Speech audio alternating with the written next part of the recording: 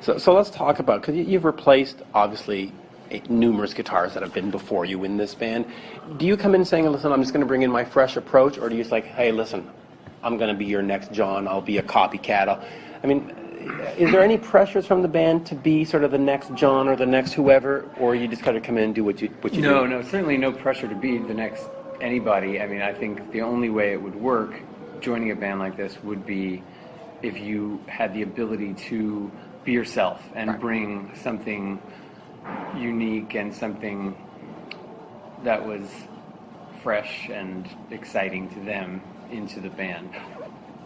Preferably if you are able to and have a respect for what they've done in the past and can incorporate that. That's when I mean, that's why I think it's working as well as it is. I mean, and it depends who you talk to, I suppose, but I had such respect for the music and the work that they did with John and with everybody who's been in this band, but particularly with John. I mean, that's who the guitar player was when I learned of the band. When I was 10 years old or 11, when I first heard their music, he was in the band, and then obviously years later I became friends with him and with the rest of them. So I had a musical relationship with him, so I sort of understand how the band works, and getting back to playing with that guy Bob Forrest, who's been friends with the Chili Peppers since the early 80s.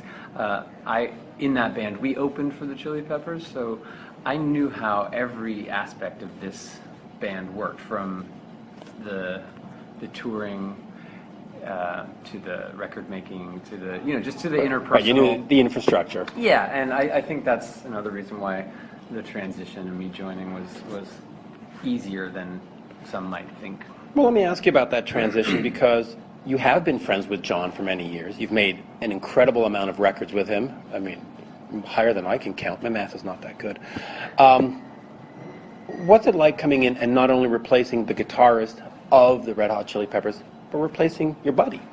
I mean, the whole thing is strange, and I would have never imagined it would happen. I would have never imagined that I would be doing this a couple years before it happened. But I think it's been. I mean, the band has been nothing but welcoming and nothing but supportive of everything I've wanted to do. And likewise, I think for them, I mean, their relationship within the band with John in the past had become whatever it had become, and I think they were excited about kind of doing this with a new person, a new energy or whatever. Well, it freshens up the room a bit. Yeah. I mean, the one negative thing is my friendship with John hasn't really.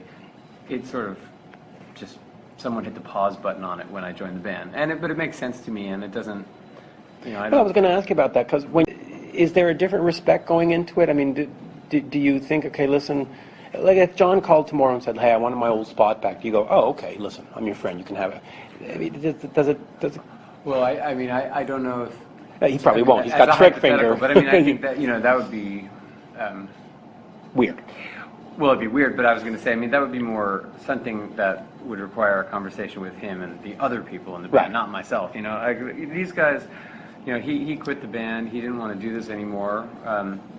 For good reasons. He had done it and worked really hard for a long time, and he didn't want to live his life in the way that you have to when you're in this band. Those guys did. So, it's very simple. That the band's not going to just fold because he doesn't want to do it, although some people may have wished that was the case. But I mean, like I said, I because I kind of knew and had a great respect for how this entire machine worked, I was able to kind of just become a part of it and hopefully help it grow. I mean, there are times where I still feel like,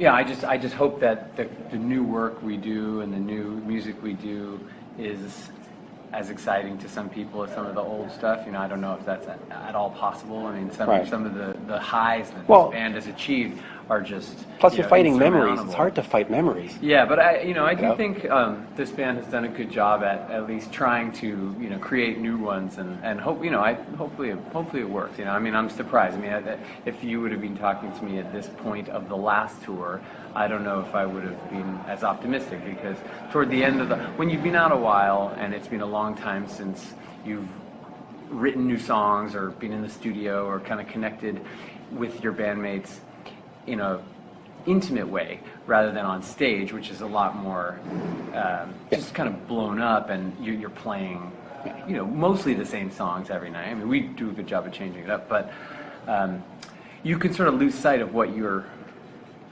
focus is. Yeah, and the fact that you are in a band. I mean, at a certain point, if you're a year and a half into a tour, you just sort of feel like you're a touring performer, and but I mean, I think now, having done basically 2 tours with them, and we're not done with this one, but we nearly are, I think it's gone well. I think people enjoy this band and enjoy watching us play, and I think the people in it are enjoying each other's company. Well, sold out show after sold out show sort of testifies to that fact, right? Yeah, and and it's still for me. I mean, playing music with these guys is a gift. It's magical to me.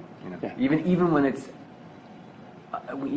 it's not going well, and you're mad at someone for the way they looked at you or the way they played that night. Not that I'd be mad, but if you just feel like you're not but I mean, connected, we all get mad after. I mean, at some point, even if you're married for a while, Yeah. the last album, produced by Danger Mouse.